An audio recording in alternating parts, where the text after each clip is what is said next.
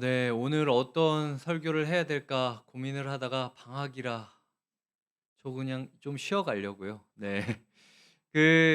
사실은 제가 진작부터 좀 이야기 나누고 싶었던 게 있었습니다. 그래서 오늘은 좀 그 하나님 나라에 대해서 누가복음이 어떻게 이야기하는지를 좀 살펴보려고 해요. 그래서 어떻게 보면은 예전에 제가 많이 나눴던 이야기들이기도 해서 중간 점검이라고 보시면 될 것 같기도 하고요. 요즘 에녹에 대해서 다루고 있는데 그 에녹에 대한 주의사항이라고 보셔도 좋을 것 같습니다. 함께 말씀으로 들어가기 전에요. 제가 누가복음 구조에 대해서 조금 먼저 설명을 드릴게요. 그러니까 이게 이 본문이 어떤 맥락에 있는지부터 이야기를 드리겠습니다. 한번 성경을 찾아서 8장 1 절을 한번 보실래요? 이 8장 1 절은 "그 후에라고 시작을 합니다. 누가복음에서 그 후에라는 단어가 종종 문단과 문단 구조를 그 구분하는 구분점이라고 보시면 될 것 같아요. 그래서 7 장까지가 파트 1 이었고 8 장부터가 파트 2 라고 보시면 될 것 같습니다.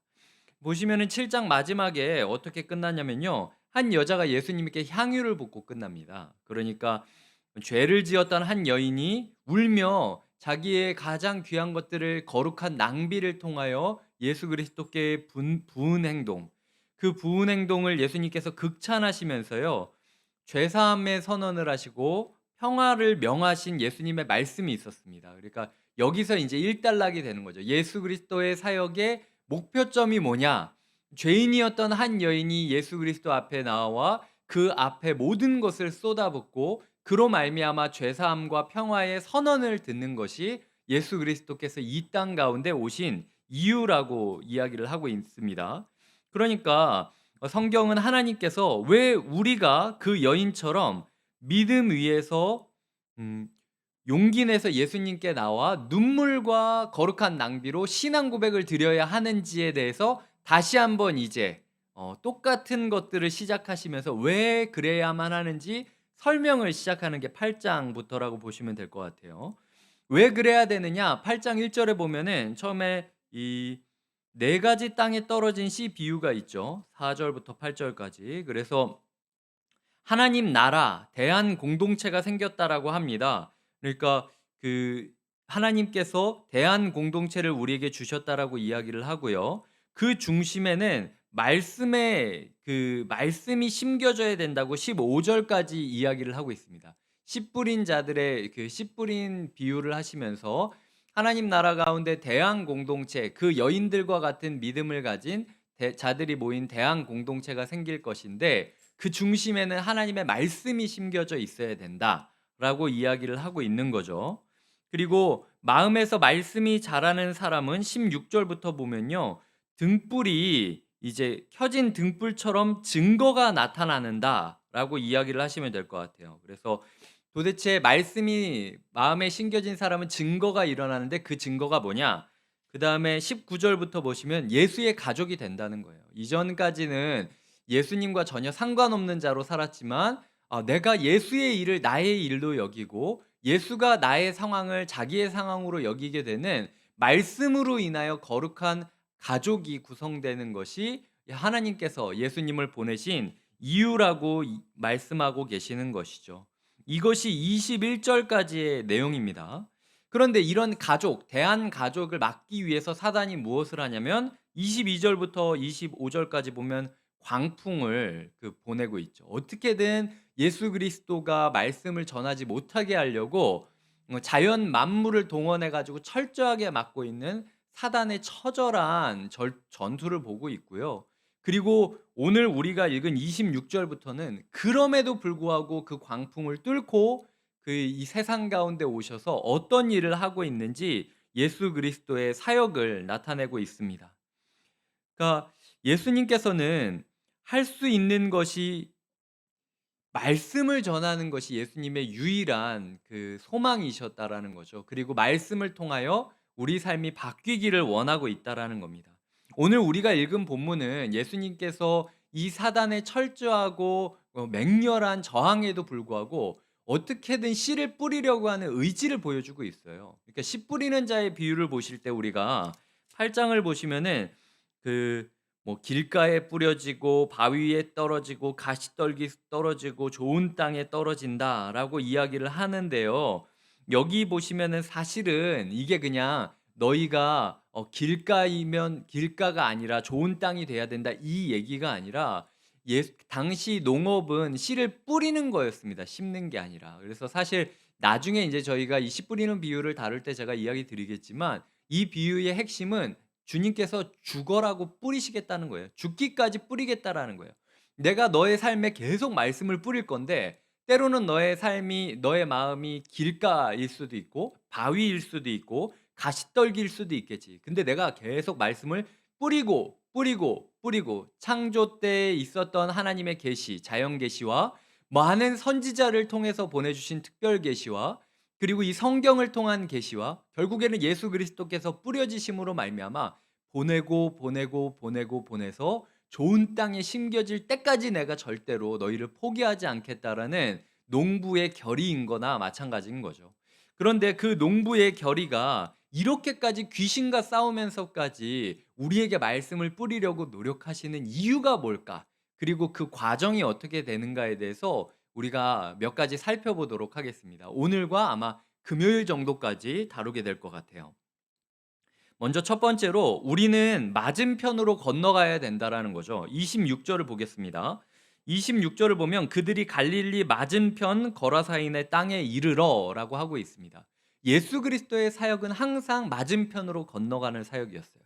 주님께서 이 갈릴리가 주님의 고향이지 않습니까? 그 갈릴리가 주님께서 그 사역하셨던 필드였지 않습니까? 그러니까 주님에게 있어서 익숙한 지역은 갈릴리였어요. 근데 굳이 풍랑을 헤치고 이 거라사까지 건넌 이유가 뭘까요?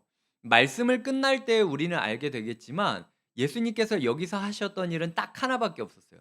풍랑을 뚫고 와서 귀신 들린 한 사람을 회복시켜 주고 그리고 사람들이 등 떠밀어 가지고 다시 그 갈릴리로 돌아가는 모습을 보이고 있거든요. 그러니까 주님께서 하셨던 일은 그 허비를 해거 그 낭비를 하고 그 난리를 치면서 반대편에 오셔 가지고 한 영혼, 딱 한 영혼을 구원해 주시고 다시 돌아가시는 모습을 보이고 있다라는 겁니다. 이게 예수님께서 하늘 보좌를 떠나 이 맞은편 낯선 이 지상으로 내려온 이유라는 거죠. 주님께서 뭐 거대한 왕국을 세우고 부귀영화를 누리고 세상 가운데 지배자로서 만물을 막 다스리고 압제하고 이런 게 아니라 주님께서 자기의 모든 것을 버리고 낯선 육체를 입으면서까지도 지상으로 오셔서 30년 동안 이리 구르고 저리 구르고 뒤척뒤척이다가 고생길을 겪고 지금 사역을 하는 이유가 뭐냐? 한 영혼 때문에 오셨다라고 오늘 본문이 이야기하고 있다라는 거예요. 당시 거라사는 이 이방 도시였습니다. 하나님께서는 예수님께서는 모든 것을 아시면서도 이방 도시로 낯선 도시로 자기 편이 없고 모두가 자기를 부인할 것을 알면서도 한 영혼 때문에 왔다라는 거예요. 제가 이제 1학기를 마치고 방학을 맞이하면서 결산의 시기를 보내고 있습니다. 그래서 순장님들이나 이런 분들을 조금씩 만나면서 한 학기 동안 일단 우리가 쉼 없이 달려왔는데 앞으로 우리에게 어떤 게 필요할지 중간 점검을 하는 시간을 좀 가지고 있어요. 그리고 개인적으로도 지금 막 헐레벌떡 오기는 했는데 이게 과연 맞는 길인가라는 부분에 대해서 제가 중간 점검을 하고 있습니다. 사실은 제가 이제 분당우리 교회에서 오랫동안 사역했던 사람은 아니기 때문에 4월에 처음 시작했을 때 제 가장 큰 이슈는 성도님들이 불안해하지 않는 게 제일 큰 이슈였어요. 그러니까 너무 낯선 거를 처음에 보게 되면은 이게 혹시 완전히 우리가 끊어지는 거 아닐까라는 헛된 잘못된 두려움이 생길 수도 있다라는 생각 때문에 되도록이면은 제가 분당 우리 교회에서 했던 것들이 저의 사역의 기준점이 될 때가 많았습니다. 이것도 좋고 저것도 좋다면 되도록이면은 분당 우리 교회에서 했던 대로 가는 게 좋을 것 같다라고 항상 제 원칙이 있었어요. 근데 이제 3 개월 정도 12주 정도가 끝나고 나서 이제 지금 방학이 되니까 성도님 가운데 그리고 제 마음 가운데 있는 질문이 하나 있는데 만약 분당 우리 교회랑 우리 교회랑 완전히 똑같다면 우리가 나온 이유가 무엇일까에 대한 고민이에요. 제가 그래서 몇 주 동안 계속 그 꿈을 찾아야 되고 고민해야 된다라고 이야기를 드렸잖아요. 이제 어느 정도 방학까지 우리가 그 결을 이어갈 수 있다라는 게 어느 정도 느껴졌다면 이제부터는 우리가 가야 될 낯선 곳이 어딘지에 대한 고민이 필요하다라는 거죠. 그래서 특별히 제가 요즘 상대원동을 중심으로 해서 중원구가 어떤 모습을 띠고 있는지를 좀 많이 살피고 있습니다. 우리가 흔히 익숙한 우리의 교회에 있어서 갈릴리는 사실 기존에 우리가 해왔던 사역 패턴이에요. 예배에 나오고 다락방에 나오고 그리고 봉사를 하고. 그런 분들은 사실은 예배가 끝나고 나도 나를 기다리는 봉사팀이 있고 나를 맞이하는 주일학교 아이들이 있고 그리고 내가 거해야 할 다락방 식구들이 있기 때문에 낯설지 않습니다. 뭐 낯설어도 연락을 하면 되는 거죠. 근데 우리 삶 가운데 우리 교회 가운데 새로 오시는 분들의 마음은 어떨까? 가뜩이나 내가 분당 우리 교회에서 등록하지 못하고 있다가 여기에 등록했는데 '여기에 등록하고 나서도 맨날 분당 우리 교회를 이야기하는 건가?' 라는 생각이 드시진 않을까? 혹은 상대원동에서 신앙생활을 하는 분들은 '처음 교회를 나온 분들은 어떤 마음으로 나오고 계시는 걸까?' 라는 식의 생각들을 제가 해 보게 되는 거죠. 그분들이 예배에 와 가지고 한 번 예배에 들렸다가 나가는 건데 그 예배 가운데 '아 너무 낯설다. 나를 환영해 주는 사람이 하나도 없고 나에게 건너와 주는 사람이 소위 말해서 하나도 없고 다 각자 자기 봉사팀, 자기 다락방 식구들, 자기 사람들한테만 가면서 마치 이 강을 건너서 귀신 들린 사람인데 나는 어려움이 있는데 네가 이 강을 건너 넘어오지 않으면 우리 공동체로 들어올 수 없어. 그러니까 네가 광풍을 뚫고 우리 교회로 우리 다락방으로 와 봐라고 하는 게 솔직히 지금까지의 우리의 제스처가 아니었나라는 고민이 있는 거죠.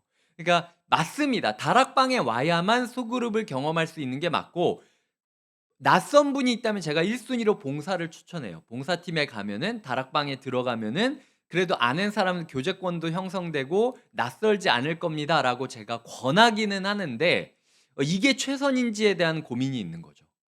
그래서 함께 이런 부분에 있어서 좀 고민을 해 주셨으면 좋겠어요. 그리고 특별히 좋은 건의 사항들이 있다면 제가 요번 주 주보에 넣기는 하겠지만 교회가 이런 식으로 조금 다시 조금 디자인을 해 가는 게 좋을 것 같다라는 아이디어들을 좀 주셨으면 좋겠습니다. 그래서 벌써 이야기를 나누는 중에 좋은 아이디어들이 되게 많이 들어오고 있어요. 그래서 그런 부분들을 인제 취합을 해서 저희가 이제 우리 교회가 곁에 있는 교회로서 그분들을 "다락방에 넘어와라. 봉사팀에 넘어와라. 네가 마음을 열고 광풍을 뚫고 와라."라고 얘기만 하는 게 아니라 우리가 갈 수 있는 방안이 무엇인지에 대해서 좀 찾았으면 좋겠다라는 거죠. 이게 첫 번째 이슈고요. 제가 이걸 매듭 짓기 전에 저희 교사분들과 그리고 다락방에 계신 분들과 그리고 교육자분들에게 질문을 한 가지 드리고 두 번째로 넘어가겠습니다.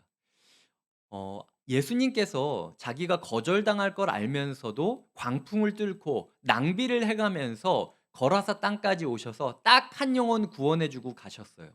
요번 한 주 동안 어떤 영혼을 위해 몸부림치셨습니까? 내가 그 교회 안에서 행사를 조직하고 행사를 이루는 일꾼으로 끝나십니까? 아니면은 영혼을 살리기 위해서 몸부림치는 사람을 낚는 어부가 되어서 살아가고 계십니까? 지금 제자들의 삶의 포커스가 일꾼이었어요. '내가 여기까지 와 가지고 뭐 하는 건가?' 둘러보고 어 예수님의 사역을 멀뚱멀뚱 쳐다보고만 있었던 수동적인 모습을 보였거든요. 근데 주님께서는 굉장히 적극적으로 지금 한 영혼을 위해 사역하고 있는 거예요. 내가 한 영혼을 위해서 연락을 해본 적이 있느냐? 요번 주에 한 영혼을 위해서 찾아간 적이 있느냐? 그것도 아니라면 사람은 영적인 존재이기 때문에 영으로 통하게 돼 있습니다. 그 한 영혼이 내 연락도 안 받고 내가 찾아가도 나오지도 않는다 할지라도 내가 그 영혼을 위해서 눈물을 흘리면서 기도를 정말 했냐? 그게 아니면은 '그 사람이 넘어와야지.'라는 식으로 생각을 하면서 소극적인 태도를 보내고 있었느냐? 이거는 뭐 여기서 손 들고 말고 자시고 할 게 없죠. 하나님께서 오늘 이 말씀을 통하여 묻고 계시는 겁니다. "야 나도 하늘 보좌를 버리고 한 영혼을 위해서 욕먹고 거절당하고 멸시당할 걸 뻔히 알면서 그 한 영혼 때문에 여기 왔는데 넌 요번 주 누굴 위해서 살았니?" 라고 물어보고 계시는 하나님의 음성을 기억하시면서 제발 여기 계신 분들 한 50분 정도 된다 치면 한 사람이 한 영혼을 위해서만 몸부림쳐도요. 기적이 일어납니다, 제가 봤을 때는. 각 부서에서 각 다락방에서 한 사람이 한 영혼을 위해 진짜 애를 끌면서 몸부림치고 있는 게 보여지잖아요. 100%그 다락방이 분위기가 바뀌어요. 봉사팀 분위기가 바뀝니다. 뭘 먹고 놀고 친교하고 이런 식으로 교회가 흘러가는 게 아니라 그 영혼이 바뀌는 벅찬 감격 때문에 서로가 선한 경쟁이 붙어서 마치 불이 붙어서 이 산불이 일어나듯 하나님께서 영원히 변하는 역사를 우리 교회 가운데 이뤄 주실 것이다라는 거죠. 그 시작점이 어디서 시작돼야 되겠습니까? 말씀을 만난 우리가 아니면 할 수 없다라는 겁니다. 이 자리에 계시는, 그리고 영상으로 함께 하시는 성도님들이 이 말씀을 하나님이 나를 위하여 준 말씀으로 여기지 않으면은 아무런 기적도 일어나지 않게 된다라는 거죠. 바라기는 우리 교회가 거라사에 있는 한 영혼들이 광풍을 뚫고 오기만 바랄 게 아니라 우리의 시간을 허비하여, 감정을 허비하여, 마음과 생각과 모든 돈과 모든 것들을 허비해서 좀 건너갈 수 있는 사람들이 되었으면 좋겠어요. 그리고 저도 그런 사역자가 되기를 꿈꾸고 나아가겠습니다. 두 번째로는 우리가 도시 속으로 들어가야 된다라는 거예요. 지금 보시면 27절에 예수께서 육지에 내리심에 그 도시 사람으로서 귀신 들린 자 하나라고 이야기를 하는데요. 그러니까 예수님께서 목숨을 걸고 거절당할 거를 각오하면서 던진 그 한 영혼이 누구냐? 그 한 영혼의 정체성을 두 가지로 이야기하는데, 첫 번째는 도시 사람이다. 두 번째는 귀신 들린 자다라고 이야기를 하고 있는 거죠. 그러니까 주님께서 이 땅에서 우리를 만나 주신 우리의 정체성이 무엇입니까? 구원받기 이전의 모든 사람은 도시 사람이에요. 그리고 동시에 귀신 들린 자다. 먼저 도시 사람인 거에 대해서 제가 설명을 드리겠습니다. 어, 8장에서만 해도 성, 동네, 도시, 성내 뭐 요런 식으로 성, 동네, 도시, 성내 뭐 요런 식으로 다양하게 번역됐지만 사실 이게 다 똑같은 단어입니다. 이 철학이나 이런 그 고등학교 때 공부 열심히 하신 분들은 아실 텐데요. 폴리스라는 단어예요. 그 당시 그리스 헬라 지역에서 그 문화의 그 도시, 문화의 그 이루는 공동체를 뜻하는 단어였습니다. 이 폴리스가 무엇이냐에 따라서 그 도시학자들이 연구하는 게 인구가 많아서 도시가 되는 게 아니라는 거예요. 그래서 몇 명이냐가 중요한 게 아니라 인구 밀도가 중요하다라고 이야기를 하고 있습니다. 도시가 되기 위해서는 사람과 사람이 얽혀서 서로 관계를 맺지 않으면은 살아갈 수 없는 곳이 도시라고 이야기를 하고 있는 거죠. 에드워드 글레이저라는 학자가 도시의 승리라는 책을 썼는데요. 이 도시의 승리가 나중에 이제 아시는 분은 아시겠지만 미국에 있는 리디머 교회의 팀 켈러 목사님이 이 도시의 승리라는 책을 가지고 그 도시 목회에 대해서 연구를 하기 시작한 책이기도 해요.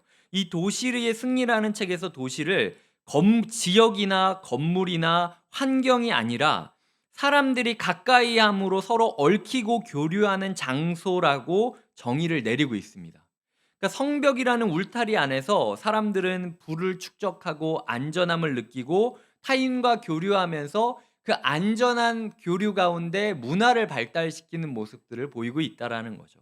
근데 여기까지만 우리가 매듭을 지으면 이게 가인의 도시잖아요. 사실 도시의 시작은 가인이란 말이죠. 그래서 에녹은 가인의 도시를 피해서 자기의 유랑 생활을 계속했습니다. 그렇기 때문에 우리도 흔히 기억해야 될 게 우리도 흔히 떠오르는 생각은 우리가 도시를 떠나서 뭔가 한적한 데로 가서 살아간다면 우리가 뭔가 평안함을 느끼고 하나님을 더 예배할 수 있지 않을까라는 생각을 하는데요. 기억하셔야 될 게 예수님이 도시로 들어가고 있다라는 거예요. 에녹은 도시 바깥에 있었지만 예수님께서는 전투적으로 말씀을 전하고 한 영혼을 구원하기 위해 도시 속으로 들어가고 있다라는 거죠. 그게 에녹과 예수님의 가장 큰 차이점이었다라는 것을 기억하시면 좋을 것 같아요. 예전에야 그 수도원 같은 거를 만들고 들어가면은 사람들이 없기는 하죠. 근데 요즘 수도원에서 다 어떻게 합니까? 인터넷 있어요. 그러니까 눈에 보이는 공간이 떨어진 게 아니라 간접적으로도 이미 우리는 사람과 사람이 얽히지 않으면 살아갈 수 없는 시대를 살아가고 있다라는 겁니다. 주님께서는 도시를 향하셨고 도시인을 구원하셨고 우리를 도시로 보내고 있는 겁니다. 그래서 우리가 들어갈 도시가 어디인지에 대해서 고민이 필요해요. 제가 오늘 이 설교를 준비하면서 국토교통부랑 한국토지주택공사가 요번 6월 27일 날 도시계획 현황 통계를 낸 거를 제가 살펴보았습니다. 근데 여기서 보면은 우리나라 국토 면적 중 도시 지역이 약 16.7%에 불과한다고 해요. 그러니까 면적으로 따지면 도시로 구분된 면적은 대한민국에서 16.7%밖에 안 된다라는 거죠. 근데 그 16.7%에 주민등록상 총인구 5,164만 명 중 4,740만 명, 즉 그러니까 그 16.7%에 91.8%의 인구가 다 꾸역꾸역 들어가 가지고 살아가고 있는 게 우리 현실이라고 이야기를 하는 거죠. 그러니까 그 한국에 살고 있는 사람 중에 91.8%는 도시에 들어가 있다라는 겁니다. 이제는 대한민국에서 우리가 도시를 떠나서는 살 수가 없어요. 도시가 오히려 우리를 향해서 막 추격해 와 가지고 점령한 시대 가운데 우리가 살고 있다라는 거죠. 이 91.8%에 포함되지 않은 사람도 도시에 있는 은행이나 병원이나 인터넷 서비스 등에 의존해 살아가고 있습니다. 그러니까 우리는 더 이상 도시로부터 도망치려고 생각하지 마셔야 돼요. 흔히 신앙생활을 하시면서 교회에 도망치는 분이 계세요. 교회를 마치 어떤 도피성이나 도시로부터 도망칠 안식처라고 생각을 해서 1년 24일 뭐 24시간 365일 교회에만 있는 분들이 계십니다. 그러시면 안 된다라는 거예요. 오히려 주님께서 우리를 도시로 부르셨기 때문에 적극적으로 직장 생활을 하셔야 되고 전투적으로 사회 생활을 하셔야 된다라는 거예요. 주님께서는 어떻게든 우리가 이 사회 가운데 싸워서 이겨나기를, 그리고 도시 가운데 한 영혼을 구하기를 원하신다라는 겁니다. 다시 점검하자면 주님께서 우리 이 세상을, 이 도시를 정복하고 싸워 이기라는 게 니네가 잘 먹고 잘 살기 위해서 열심히 살라고 한 게 전혀 아니었어요. 뭐라고요? 한 영혼 구하기 위해서 너희가 정말 치열하게 사회생활해야 되고 치열하게 직장 생활해야 된다. 교회로 도망치지 마라. 너 지금 교회에 왔으면은 공급받고 어떻게든 하나님이 원하시는 그 도시를 향하여 싸워 나가야 된다라고 말하시는 게 예수 그리스도의 삶이었다라는 것이죠. 그렇기 때문에 우리가 기억해야 될 것은 이 지역, 중원구라는 지역에서 우리가 무엇을 할 수 있을지 고민을 해 보아야 합니다. 지금 제가 이 지역을 놓고 고민하는 여러 가지 고민점들이 있어요. 뭐 예를 들어 중원구라는 지역이 되게 터널을 기준으로 위아래가 있기 때문에 소위 말해서 대한민국의 저는 축소판이라고 생각을 하거든요. 그러니까 이 남쪽 북쪽이 전혀 제가 봤을 때는 뭐 똑같은 사람들인데도 저는 위쪽에 살고 있으니까요. 저는 아래쪽에 살고 있으니까요. 라고 이야기를 하면서 모종의 조금 지역 감정이랄까, 자기들끼리 이렇게 구분을 짓는 것들을 제가 볼 때가 있어요. 그리고 이 안에 계신 분들 중에서는 이 지역에만 평생 살 게 아니라 이제 이사를 가야 될 분들도 있습니다. 그러니까 앞으로 어떻게 해야 될지 고민도 해야 되는 거예요. 새 들어 사시는 분들도 있고 지금 도시 계획으로 인해서 이 위쪽 지역이 거의 다 재개발을 앞두고 있는데, 재개발이 시작되게 되면 한 번 또 이렇게 흔들리게 되지 않겠습니까? 이 상황 가운데 우리가 이 흔들리지 않는 중심을 가지고 지역 사회를 어떻게 섬길지에 대한 고민들이 필요하다라는 거죠. 그냥 어정쩡하게 그냥 재개발 시작되면은 사람들이 다 올 테니까 그중에 몇은 우리 교회로 오겠지라고 생각을 하면서 이 거라사를 넘어올 사람들을 생각하면서 그냥 희희낙낙거리고 있을 게 아니라, 우리가 잘 되고 커지고 이런 걸 떠나서 혹시라도 지금 이 순간 우리가 건너가서 도와야 될 그 도시의 핍박을 받고 도시의 그늘 아래에 있는 누군가가 있는지 살펴보아야 된다라는 거예요. 특별히 이 귀신 들린 자가 어디 있습니까? 도시에서 바깥으로 쫓겨났어요. 그러니까 예수님과 도시 경계선에 있는 누군가가 있다라는 거죠. 이 중원구 안에서도 경계선에 누군가가 있다라는 겁니다. 먹고 싶어도 먹지 못하는 분이 있을 거고, 자고 싶어도 자지 못하는 분이 있을 거고, 겨울에 여름에 더운데도 불구하고 에어컨 바람도 쐴 수 없어서 고통받는 분도 계실 거고, 겨울에 추운데도 그냥 신문지나 아니면은 거적대기 덮어 쓰고 떨고 있어야 되는 누군가가 있을 수도 있고, 사회가 봤을 때는 여기까지는 기초생활수급자라고 도와주지만 취약계층이라고 하죠. 이 사회의 도움을 얻지 못하고 어정쩡한 스탠스 가운데 경계선에 서 있는 사람들도 있을 거라는 겁니다. 그러니까 우리가 가장 뭔가 쉽게 그냥 이 지역에서 가장 어려운 사람 누구예요라고 생각하고 돈 주고 끝낼 게 아니라 그걸 찾아야 된다라는 거예요. 그 경계선에 있는 사람이 누군지. 그리고 그 경계선에 있는 사람이 구청으로부터, 시청으로부터 도움받지 못하는 도움을 우리 교회를 통해서 도움을 얻을 수 있다면, 그분이 우리 교회에 나오든 안 나오든 상관없이 그 영혼을 우리가 생명을 이어가게 했다는 것만으로 하나님에 대한 자부심을 가질 수 있는 교회가 될 수 있다라는 거죠. 그래서 그 도시에 대한 꿈을 우리가 함께 꾸어야 된다라는 거죠. 이 중간 점검을 하면서 결산을 하는 게 그저 이러이러하게 하면은 내가 우리 교회에서 더 행복할 것 같아. 이러이러하면은 내가 우리 교회 안에서 더 가까운 사람이 많아질 것 같아라는 얘기를 할 게 아니라, 이러이러해야만 우리 도시 가운데 있는 중원구 가운데 있는 취약한 누군가가 복음을 만나고 생명을 마주할 수 있겠다라고 건의를 해주시고 고민을 해주시고 꿈을 꿔주셔야 된다라는 겁니다. 제가 이야기를 듣다 보면은 대부분 나 중심적인 건의일 때가 많아요. 이러면 내가 좋을 것 같고, 이러면은 내가 행복할 것 같고, 이러면 내가 편할 것 같고, 이런 건의들이 많이 있습니다. 어, 그런 건의를 할 게 아니라 우리의 삶 가운데 하나님께서 우리를 보내신 이 도시에 대한 꿈을 꾸기를 원한다라는 거죠. 제가 첫 번째로는 우리는 낯선 곳으로 맞은편으로 건너가야 된다라고 이야기 드렸고, 두 번째로는 우리는 도시 속으로 들어가야 된다라고 이야기 드렸습니다. 세 번째는 우리는 도시가 해결해 주지 못하는 것을 해결해야 돼요. 지금 보면 귀신 들린 자가 있었다라고 이야기를 하는데요. 이 귀신 들린 자가 무엇입니까? 육체의 질병이 아니었어요. 정신의 질병이 아니었습니다. 장애가 있었던 것도 아니었어요. 성경이 명확하게 워딩으로 적고 있는 게 귀신 들린 자라는 말이었습니다. 귀신 들린 자를 쫓으려면은 병원이 해결됩니까? 학교가 해결합니까? 아니면은 법률이 해결합니까? 경찰이 해결합니까? 귀신 들릴 자를 쫓을 수 있는, 해결할 수 있는 방법은 영적인 방법밖에 없다라는 게 이 본문이 하고 싶은 얘기예요. 그러니까 주님께서는 우리 삶 가운데 내가 낯선 곳으로 뛰어들어가는데 그곳은 도시고, 그 도시 가운데 경계선에 있는 자를 찾을 건데, 그 사람 가운데 내가 밥으로도 해줄 수 없는 문제, 그리고 옷으로도 해줄 수 없는 문제, 법으로도 해결할 수 없는 문제를 가진 사람을 영적으로 풀어주기 위해서 접근한다라고 주님께서 말씀하고 있다라는 거죠.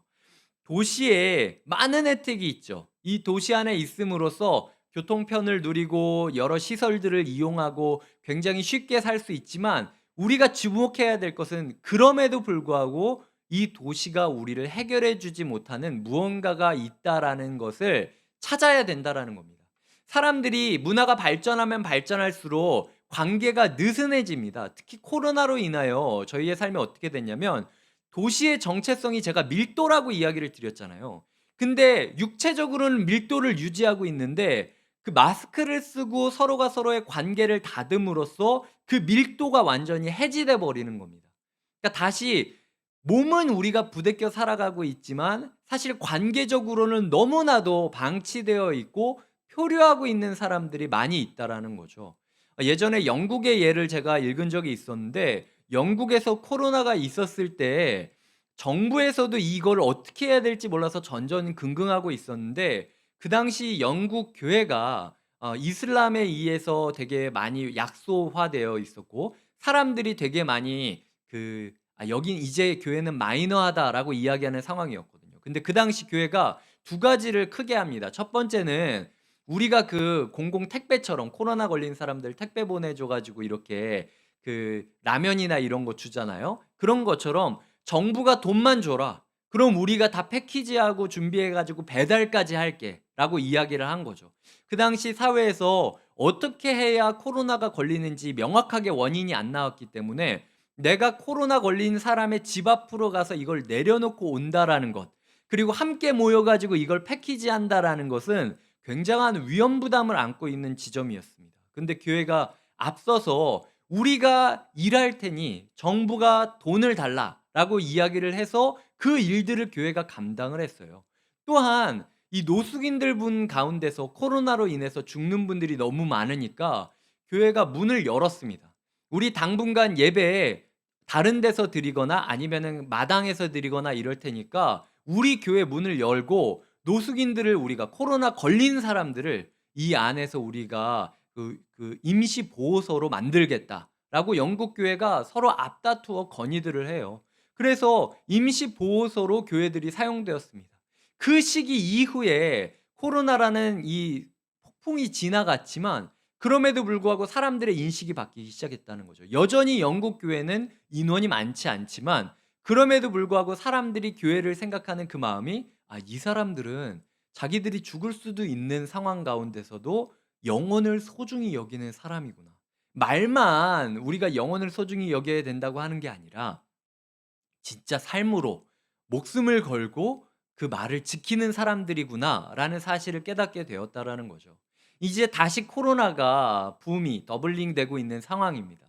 그 가운데서 우리가 '어떻게 하면은 내가 안 걸릴 것마냥 생각하시면 안 된다.'라는 거예요. 그게 아니라 이 상황 가운데 혹시라도 표류하고 있는 누군가, 이 시대가 해결해 줄 수 없고 마스크가 해결해 줄 수 없는 어떤 고립감과 절망감을 느끼고 있을 누가 있는지를 둘러보셔야 된다라는 겁니다. 그리고 그분에게 찾아가셔야 된다라는 거죠. 내 옆집이 될 수도 있습니다. 내 윗집이 될 수도 있고요. 우리 교회 식구인데 단지 몸이 약하고 나이가 많으시다라는 이유로 나올 수 없다라고 느껴지는 분이 될 수도 있습니다. 중요한 건 우리가 지금 누구를 보고 있냐라는 것을 기억하셔야 된다라는 거죠. 이 귀신이 가끔 그 사람을 붙잡음으로 그를 쇠사슬과 족쇄를 채워 지켰다라고 하는데요. 이 지켰다라는 단어는 휠라소라는 단어인데 정확한 의미는 감시하다라는 단어입니다. 그러니까 이 도시가 우리에게 많은 것을 베풀어 주는 것 같지만요.